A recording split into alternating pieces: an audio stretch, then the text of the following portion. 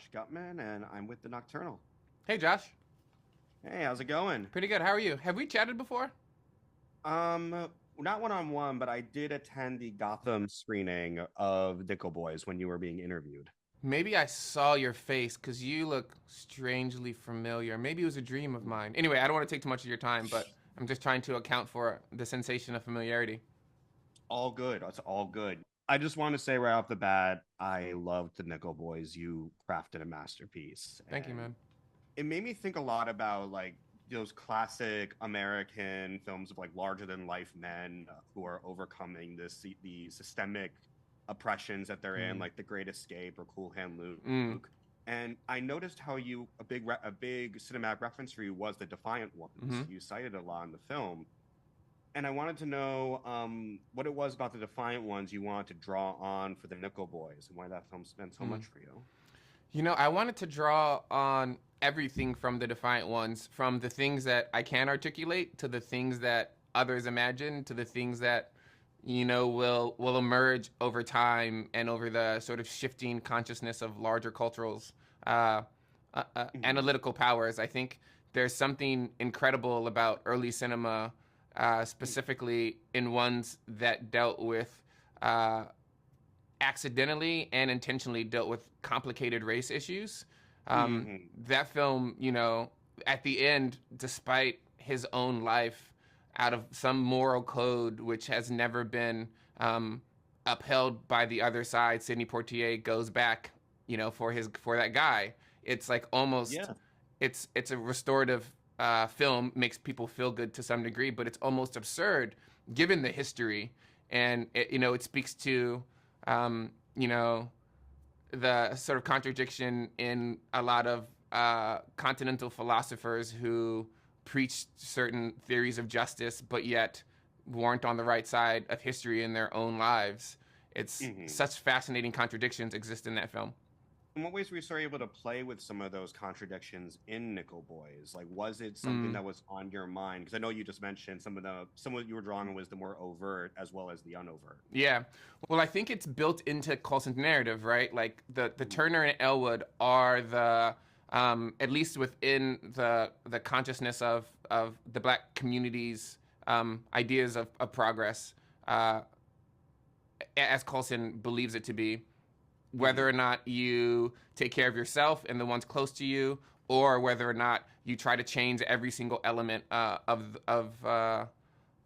society. Like, do you hold everyone to a standard, or do you hold yourself to a standard of self-preservation, which therefore could lead to the betterment of you and maybe those who are close? That conversation is a very tough one to have because you have to be so selfless and generationally thinking.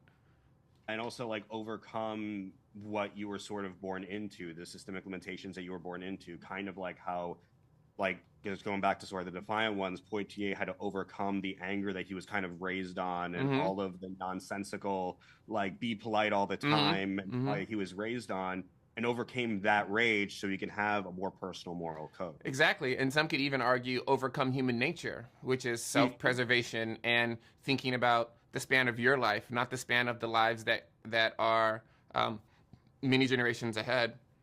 Mhm. And kind of just shifting topics really quickly, also the production. I mean, one of the big notable things about Nickel Boys was that it was all done in POV. Mm, And I do remember you were discussing how you wanted that to sort of build empathy, but strong empathy and perspective between your audience and the characters. mm-hmm. What were some of the challenges that went into sort of directing your actors to be able to communicate that empathy without fully being able to see your face, to see their face? I think more of a challenge than directing the actors was the production process itself. Oh God, It's I'm sure. like you don't have much time, and I didn't have the sort of cachet, don't have the cachet of like a Christopher Nolan or someone who can just demand a little bit more. Right, And you're tight.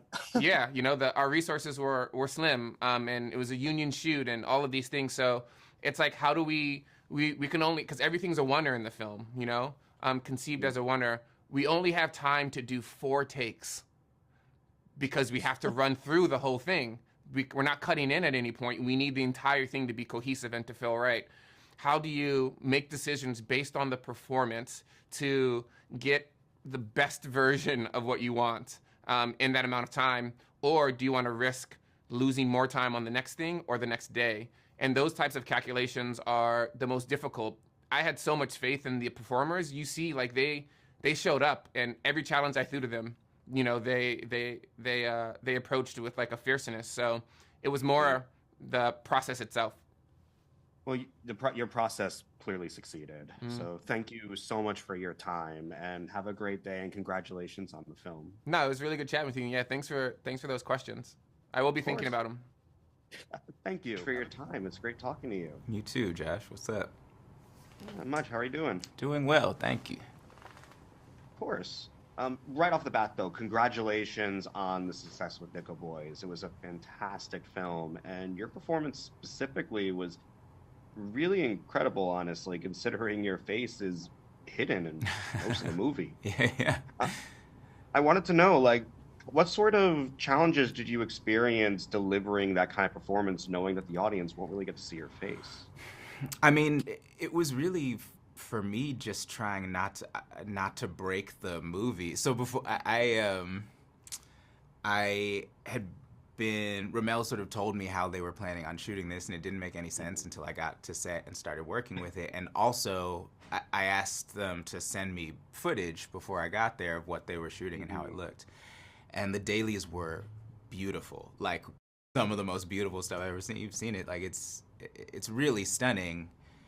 And then when I realized that sort of I was gonna have a camera on my back and be in part responsible for like matching this kind of beautiful aesthetic, that was really nerve-wracking for me because I'm not a cinematographer, and I also, so yeah, it was an entirely new experience. It was and when they, you know, the rig is not light, but I sort of insisted on wearing it all day and having the monitor next to me. I just spent hours sort of like playing around trying to be, okay, from this position you can see this hand when we need to write the note or do whatever, you know, my scene partner's gonna be over here, how much you, just trying to play with it because I you know, I knew there were a couple scenes that they really needed to tell the story. One of the free things usually about being an actor is you're just gonna chop up my performance, so you know, I can do whatever and you'll probably get one that works to tell the story you were trying to tell. In this situation, you know, they're moving fast. There's only a couple of scenes, but they're like kind of necessary scenes to tell the story. And so it was scary for me, but I'm glad it worked out. When he was sending you sort of the footage so you could get an idea of what you'd be working with, was there a specific moment or scene where it just clicked for you and it was just like, oh, okay, this is how it's going to work? Well, he sent me the scene, the like, just raw footage of the scene where Elwood and Turner are hiding in the sort of like in the barn where they witnessed the stuff about the boxing match, about throwing the match that's about to go down. Gotcha. And so seeing, and it wasn't even cut together yet, so I just saw like the whole takes of both sides of that interaction. Wow. And it, yeah, and that really, I mean, the guys are so good. They're so great in this film. What incredible performances, and those shots are so beautiful, and you're really watching them say nothing, and we're deep enough in the film where we know you get their whole relationship. Like it was so gorgeous. So yeah, that was, I think, for me what I saw, where I really understood for the first time what was going on here. Yeah. What sort of attracted you to the project in the first place? Was it the story? Was it how it was shot? What sort of was like, I gotta be a part of this? Kind of all of it, but the script, you know, I read the script first, and I had read Nickel Boys, so the novel I loved. Incredibly difficult thing to adapt, and then I read the script and I thought it did a beautiful job of it. And then when I was described the shooting style, I said, well, whatever you want me to do, I'll be there. I just want to, it's one of those things that I knew would probably only happen once in my life, so you got to say yes to those. Like, I'll never do that again. I mean, few actors can say they had to act with a whole rig on their back, so that's pretty a once-in-a-lifetime experience. Yeah, that's kind of my vibe. If you pitch me something that it might be the only time I get to do it, I'm probably going to say yes to it. Thank you so much for your time. I really appreciate it. Thank you. Hey, how's it going? It's going okay. Are those books or DVDs behind you? They are DVDs, Blu-rays, 4Ks, and a couple VHS tapes. Ah, okay, cool. Yeah, I big believer in physical media. Yeah, me too. Me too. But I love books and LPs and albums. Okay. So Yes. do you collect vinyl also, or? Yeah, I mean, I don't collect, but I not yet, Mm, because I you're would get be you're another thing that would make is gonna make me broke if I really like go down that road. But anyway, No, I don't blame you for a second. Your performance in Nickel Boys as Edward's grandmother was very beautiful and heartfelt and incredible. But I imagine with the POV format, there may have been some challenges, connecting with your co-stars. And I was wondering how, as an actor, what sort of challenges you may have encountered and how you overcame them through the format. yeah, it's a strange thing to do to really have an convey intimacy with the camera. You Hmm. know, I'm one of those people who like being in a scene with with a person. Right. You know what I mean? Like I actually enjoy that.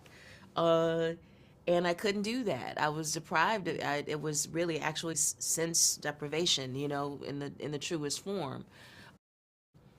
Uh and yeah, so but I didn't we didn't have a whole lot of money, so I didn't really have a learning curve. I just had to show up and I had to do it. And I think with Hattie particularly though, that it works for what she is going through in her life. She is Hmm. isolated. She is removed from her grandson, what she loves the most. She's reaching out, trying to get it back and can't.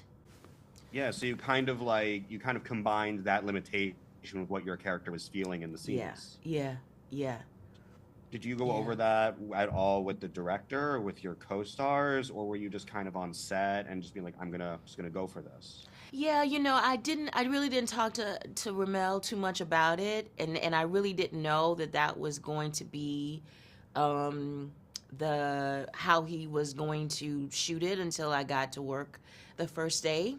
Um so I didn't have those kinds of conversations with him, and I'm glad that I didn't, because I think Mm, it would have I would have brought luggage. I'm mm, like, I would have been like, oh, how do I perform for this camera? It would have just been, right. you know what I mean? It would have You been, kind of got to feel it out a little bit. yeah, yeah. And I'm a believer in not denying what is weird and crazy about making films in the movie, in the moment. Like Mm, if it's hot, I think you should play the heat. I feel like those kinds of things should feed what you are doing, because I think that when viewers see that, it feels more alive, you know? hmm. It feels more Yeah. natural, and even like the audience can kind of connect you with a little bit better that way. I think so. I think so. Yeah. Yeah. Did you read the book prior to getting offered the film, or what sort of attracted you to working on Nickel Boys? Well, my initial attraction was, you know, Ramel Ross, because I'm a huge, you know, fan is understating what I, feel for Ramel. I'm a believer Mm, in his work. mm, And so that was my first, you know, desire or want, in terms of wanting to be a part of this. And it didn't matter what they wanted me to do. I would have done it just because I wanted to be in the same creative space with him. I did not read the book. I did the audio book and just a couple of pages, and I did not do that. I did not read the book intentionally, because I feel that books and adaptations are two different art forms. mm-hmm. And if for this particularly, I think if I had read the book, or tried to read the book, then I would have brought my expectations of the book to the work, and I More I than wanted luggage. to be free from that. I completely understand. Thank you so much for your time. It was wonderful talking to you. Thank you. I appreciate you. Thank you. Of course. Have a good day. All right. Bye-bye. Bye. Hey, how's it going? Good. Well, How are good. you? Well, how are you? I'm doing well. I'm doing well. Thank you both so much for your time. I, for starters, wanted to say that both your performances in Nickel Boys were fantastic. So congratulations on your success with the film. Oh, thank you. Thank you. And I wanted to say, like, both your chemistry and friendship throughout the movie was very in the heart of the story. How did you sort of develop that relationship working together on film?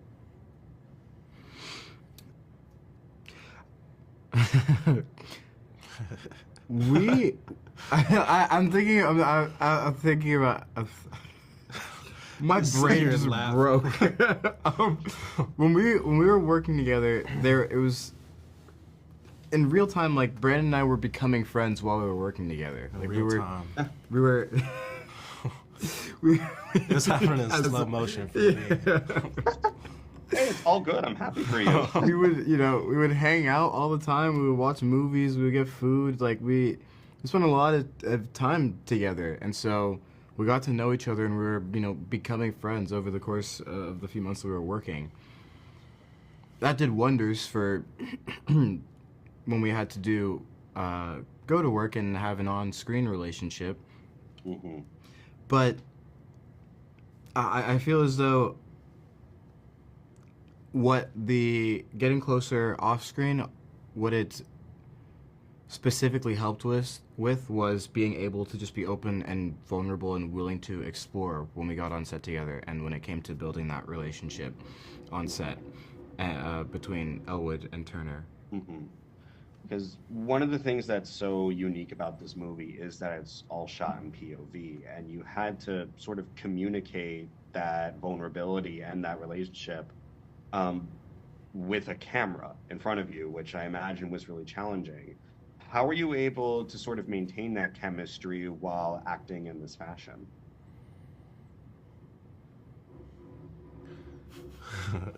I mean, we're very present with each other, even though, because we both knew that we're doing this different way of filming where you had to look down the lens. But it doesn't necessarily change the connection that we have with each other. Well, it does, because we can't look at each other's eyes or like have that physical contact. But it doesn't change the idea that we both want to be as present as possible for the other person and with each other. So we don't lose that. We have to look down the lens and do that. But yeah, it very much helps that we're always there and we're always very close and completely in it with one another. So the chemistry remains. No, that's really cool. Like that you were able to maintain a level of presence, even though like even when you're talking to a camera, like in that moment. Like that's really incredible. It's a testament to both your skills. Definitely got into a rhythm. It was in the beginning. There was definitely moments of like, getting in your head, remembering you're looking at a camera, and then you get out of it or like Ethan would not look at the camera and he would look into my eyes, and then would be like, nope, we can't do that. Which I had to be reminded of. I looked at it, I was like thinking about it in hindsight. I was like, oh, well, that was just, it was daisies. Like, we were able to jump into it easily, and looking, and like that, I'm remembering when we got into a rhythm. Or like it was those first memories when we started all of this were, when we had really figured it out and kind of became cast and crew, kind of really understood the language, and we were able to move that way as well. But yeah, they were growing pains for sure. It's weird because at this point too, even the memory of making it, I almost don't have the memory of looking at the camera, but maybe it's because I've seen the film now and like I get to look into his eyes, but something about, for some reason I have like a faint memory of doing the scenes like we were actually looking at each other. Interesting. Yeah, we had to hallucinate, and that's just kind of stuck with me. Now I'm just in a whole hallucination. Yeah. My reality is crumbling. Thank you so much for your time. That was really interesting. Thank you. And I hope you have a great day. Thank you. Likewise. Hope you have a good day.